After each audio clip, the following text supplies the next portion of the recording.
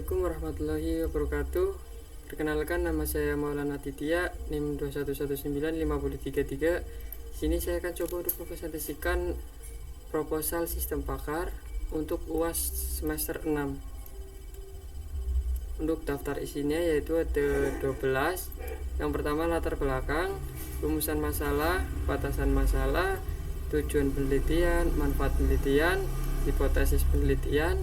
Yang ke-7 metode penelitian, yang ke-8 alur penelitian dan metode, 9 hasil dan pembahasan, 10 perhitungan manualnya akan ditampilkan.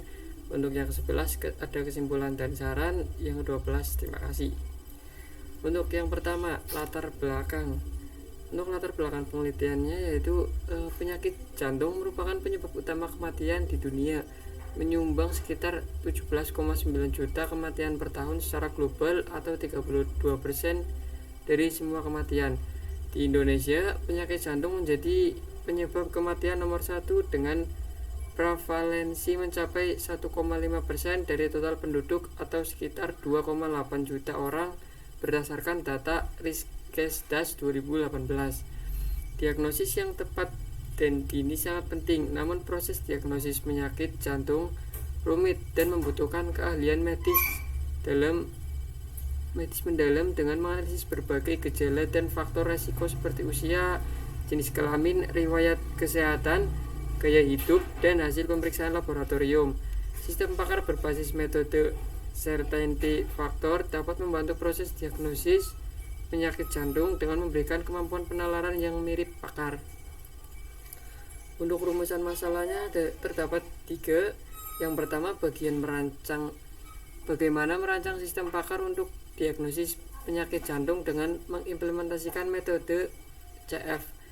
Untuk rumusan masalah yang kedua yaitu seberapa akurat tingkat akurasi dari sistem pakar yang menggunakan metode CF dalam mendiagnosis penyakit jantung. Untuk rumusan masalah yang ketiga yaitu bagaimana merancang antarmuka pengguna yang ramah dan mudah digunakan untuk interaksi dengan sistem pakar diagnosis penyakit jantung. Untuk batasan masalahnya juga terdapat 3, yaitu penelitian ini hanya berfokus pada implementasi metode CF untuk diagnosis penyakit jantung. Untuk yang kedua, basis pengetahuan sistem pakar akan dibatasi pada penyakit jantung yang umum dan gejala-gejala terkait. Untuk yang ketiga, sistem pakar akan dibangun menggunakan bahasa pemrograman dan teknologi yang sesuai untuk pengembangan aplikasi berbasis web atau desktop.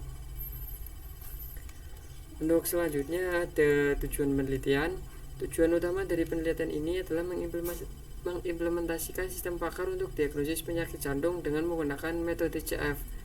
Secara lebih spesifik, tujuan penelitian ini adalah yang pertama, mengimplementasikan metode CF pada sistem pakar untuk diagnosis penyakit jantung sehingga dapat membantu dalam proses diagnosis dan memberikan rekomendasi kepada pengguna tentang kemungkinan penyakit jantung yang diderita berdasarkan gejala-gejala yang dimasukkan. Yang kedua, membangun basis pengetahuan yang komprehensif mengenai penyakit jantung dan gejalanya dengan melibatkan pakar di bidang kardiologi. Untuk yang ketiga, mengembangkan mesin inversi yang efisien untuk menerapkan metode CF dalam proses diagnosis sehingga dapat memberikan rekomendasi yang akurat dan tepat waktu. Yang keempat, yaitu merancang dan membangun antarmuka pengguna yang ramah dan mudah digunakan untuk interaksi dengan sistem pakar. Untuk selanjutnya ada manfaat penelitian. Penelitian ini diharapkan dapat memberikan manfaat yang signifikan, antara lain yaitu memberikan kontribusi ilmiah dalam pengembangan sistem pakar di bidang kesehatan, khususnya untuk diagnosis penyakit jantung, dan mempromosikan memanfaatkan teknologi informasi dan dalam layanan kesehatan. Untuk yang kedua, sistem pakar ini dapat membantu dalam proses diagnosis penyakit jantung dengan memberikan rekomendasi diagnosis berdasarkan gejala-gejala yang dimasukkan, serta meningkatkan akurasi diagnosis dengan memanfaatkan kemampuan penalaran metode CF dalam menangani ketidakpastian. Untuk manfaat yang ketiga yaitu mempermudah akses terhadap layanan diagnosis penyakit jantung bagi masyarakat luas, terutama di daerah dengan sumber daya kesehatan yang terbatas, dan memberikan alternatif solusi yang efisien dan terjangkau untuk mengatasi kurangnya ketersediaan tenaga medis khususnya di bidang kardiologi. Untuk hipotesis penelitiannya, dengan mengimplementasikan metode CF, pada sistem Pakar untuk diagnosis penyakit jantung diharapkan dapat meningkatkan akurasi diagnosis dan memberikan rekomendasi yang lebih tepat kepada pengguna berdasarkan gejala-gejala yang dimasukkan. Sistem Pakar ini akan membantu dalam proses pengambilan keputusan klinis dan meningkatkan kualitas layanan kesehatan terkait penyakit jantung, terutama di daerah dengan sumber daya kesehatan yang terbatas. Hipotesis ini akan diuji dengan membandingkan rekomendasi diagnosis dari sistem Pakar dengan diagnosis dari tenaga medis serta menganalisis faktor-faktor yang mempengaruhi kinerja sistem Pakar.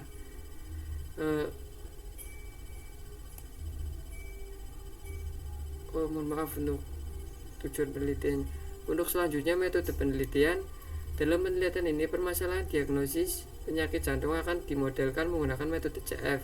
Metode CF merupakan salah satu metode yang dapat digunakan untuk menangani ketidakpastian dalam sistem Pakar. Untuk alur penelitiannya ada 4 tahapan. Yang pertama akuisisi pengetahuan, representasi pengetahuan, selanjutnya perancangan sistem Pakar, dan pengembangan antarmuka. Untuk akuisisi pengetahuan pada tahap ini yaitu menelusuri pengetahuan tentang penyakit jantung dan gejala-gejala yang terkait yang dikumpulkan dari sumber-sumber yang valid seperti internet dan jurnal. Data yang dikumpulkan juga terdapat solusi dan rekomendasi yang harus dilakukan pengguna setelah mendapatkan hasil diagnosis. Untuk representasi pengetahuan yang telah dikumpulkan akan direpresentasikan dalam bentuk yang dapat dimengerti oleh sistem Pakar. Dalam kasus ini, pengetahuan akan direpresentasikan dalam bentuk aturan-aturan produksi dan nilai-nilai CF untuk setiap gejala dan aturan. Untuk selanjutnya, perancangan sistem Pakar. Pada tahap ini meliputi komponen-komponen utama sistem Pakar seperti basis pengetahuan, mesin inferensi, dan antarmuka pengguna akan dirancang dan diimplementasikan. Mesin inferensi akan menggunakan metode CF untuk melakukan penalaran dan memberikan solusi serta rekomendasi untuk user setelah menerima hasil diagnosis. Untuk pengembangan antarmukanya yaitu dilakukan menggunakan kode CSS untuk memperbaiki tampilan agar mudah diakses oleh user dengan ramah dan mudah digunakan untuk memungkinkan pengguna berinteraksi dengan sistem Pakar secara efektif. Antarmuka pengguna yang baik akan memungkinkan user untuk memasukkan gejala-gejala yang dialami dan menerima rekomendasi diagnosis dari sistem dengan mudah. Ini untuk gejala dan nilai CF-nya. Contoh nomor 1 kode gejala 1 yaitu GJ01, nyeri dada atau tekanan di dada, nilai CF-nya 09 dan seterusnya sampai 15 gejala. Ini untuk tabel nilai ketidakpastian dan presentasi. Kepencet. Ini untuk nilai ketidakpastian dan presentase diagnosis. Untuk nilai ketidakpastian yaitu yang pertama ada sangat yakin dengan nilai 1,0, yang kedua yakin 0,8 sampai seterusnya yaitu nilai tidak dengan nilai ketidakpastian 0. Untuk presentasi diagnosisnya itu ada 0 sampai 30% yaitu resiko rendah penyakit jantung. Yang kedua 31% sampai 60% untuk resiko sedang penyakit jantung. Yang ketiga ada 61% sampai 80% yaitu resiko tingginya terkena penyakit jantung, dan 80% sampai 100% yaitu sangat mungkin menderita penyakit jantung. Untuk metode penelitiannya, alur metode menjelaskan tentang jalannya metode pada sistem Pakar untuk diagnosis penyakit jantung. Dimulai dari user akan meminta untuk memasukkan gejala-gejala yang dialami melalui antarmuka pengguna. Setiap gejala yang dipilih akan memiliki nilai CF yang telah ditentukan sebelumnya dalam basis pengetahuan. Setelah menginput semua gejala, perhitungan rule CF dilakukan menggunakan rumus CFH seperti berikut dikali CFE, yaitu dengan mengalihkan nilai CF gejala dengan nilai CF ketidakpastian yang dimasukkan oleh user sebelumnya hingga menemukan nilai CFHE yang akan digunakan untuk menghitung CF kombinasi. Selanjutnya yaitu melakukan perhitungan CF kombinasi dengan menggunakan rumus CF kombinasi sama dengan CF old ditambah CF nilai CF 1 dikurangi CF old Setelah semua proses perhitungan telah selesai, sistem akan memberikan hasil persentase diagnosis dan memunculkan solusi serta rekomendasi untuk pengguna. Untuk gambaran alur metodenya ada di sebelah kanan, yaitu pemilihan gejala, perhitungan rule CF, perhitungan CF kombinasi, dan akan muncul hasil diagnosisnya. Untuk selanjutnya ada hasil dan pembahasan. Di sini untuk gambar kanan yaitu nilai input. Berarti contoh misalkan kayak gejala 1 itu inputannya tidak, gejala 2 tidak, gejala tidak kurang yakin, gejala 4 kurang yakin, dan seterusnya sampai 15 gejala yang akan diinput nantinya. Dalam penelitian ini, sistem pakar untuk diagnosis penyakit jantung dengan metode CF berhasil diterapkan. Setelah menginput semua gejala, sistem akan menghitung dan berhasil mendiagnosis penyakit jantung dengan hasil persentase sebesar 70,65%, yaitu termasuk risiko tinggi terkena penyakit jantung. Solusi dan rekomendasi yang harus dilakukan yaitu harus segera konsultasi dengan kardiolog untuk evaluasi mendalam, jalani pemeriksaan lanjutan seperti ekokardiografi, angiografi, atau CT scan jantung. Untuk solusi selanjutnya bisa mengikuti program penurunan berat badan jika diperlukan, mulai atau sesuaikan pengobatan atau hipertensi, diabetes, atau dislipidemia. Untuk selanjutnya bisa berhenti merokok untuk sepenuhnya dan ikuti program rehabilitas jantung jika direkomendasikan, dan pertimbangkan manajemen stres profesional serta edukasi keluarga tentang tanda-tanda serangan jantung dan CPR. Untuk selanjutnya yaitu hasil diagnosis pada sistem. Ini contoh gambar yang sebelah kiri, yang sistem pakar diagnosis penyakit jantung itu akan ditanyakan user akan memasukkan gejala-gejalanya dengan nilai ketidakpastian. Untuk gambar yang sebelah kanan yaitu hasil dari diagnosanya, yaitu hasilnya 70,65%.